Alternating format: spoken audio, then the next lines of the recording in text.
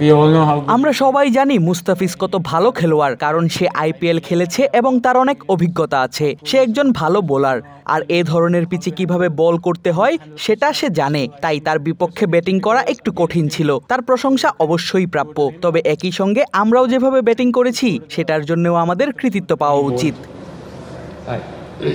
You played an outstanding innings, and when you were in the crease at the time, did you think Bangladesh can beat Sri Lanka? actually when I was in আসলে আমি যখন ক্রিজে ছিলাম তখন আমার মনে হচ্ছিল শ্রীলঙ্কার এখনো জেতার সুযোগ আছে।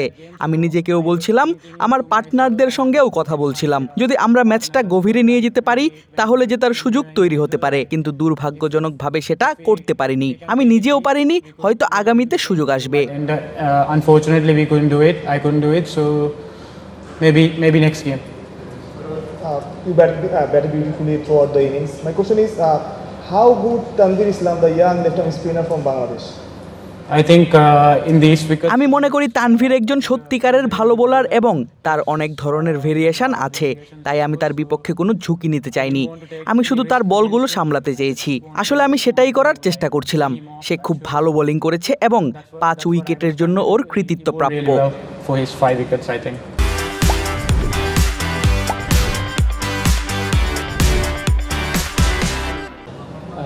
Janit, what do you think? Where you have lost the match, and how exciting it will be in Pallekele, the series decider? Once again, Yeah, I wanted to know where did you lose the match, and how exciting it will be in Pallekele, the series decider? I think আমি মনে করি বাংলাদেশের বোলাররা খুব ভালো bowling করেছে এবং আমাদের উপর চাপ তৈরি করেছিল, বিশেষ করে মাঝের ওভারগুলোতে। এর কারণেই ওরা ভালো করেছে, সেই সঙ্গে আমাদের কিছু ভুলও হয়েছে। তাই বাংলাদেশের কৃতিত্ব প্রাপ্য, তারা সত্যিই ভালো বোলিং করেছে। এটা ছিল একটা ভালো ম্যাচ। এখন আমরা পাল্লেকেলেতে যাওয়ার জন্য প্রস্তুত হচ্ছি এবং আশা করি আমরা পরের ম্যাচটা জিততে পারবো। yeah, it was a good game, so we are looking forward to go to Pallekele and hopefully we can win this game.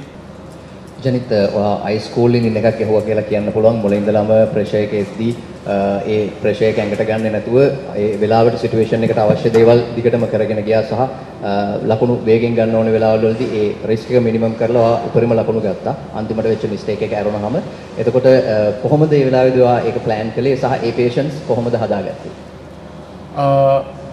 මම හිතන්නේ මම නිතරම කතා කරා පුහුණුකරුවන් එක්ක මොනවාද සිටුේෂන් වල මොනවාද කරන්න ඕනේ, මොන වගේ දේවල්ද කරන්න ඕනේ. ඉතින් ඒගොල්ලෝ මට කිව්වා පුළුවන් තරම් බැට්ස්මන්ලා අඩු වුණොත් අපේ හොඳම බැට්ස්මන්ලා දෙන්නා තුන් දෙනා අවුට් වුණාම මට තියෙන්නේ මම තමයි අන්තිම පිළිගත් පන්දුවට පහර දෙන්න. ඉතින් මම හිතුවේ හැමතිස්සෙම පුළුවන් තරම් අන්තිම විකට් එක වෙනකල් පුළුවන් එක පැත්තකින් මම හිටියොත් අපිට හැමතිස්සෙම මම හිතන විදිහට සහ පුහුණුකරුවන් හිතන විදිහට chance එකක් තියෙනවා. ඉතින් මට ඕනුනේ අන්තිම වෙනකල් ඉඳලා බලන්න මොකද්ද කරන්න පුළුවන් කියලා. ඉතින් ඒක තමයි මාත් උත්සාහ කරේ.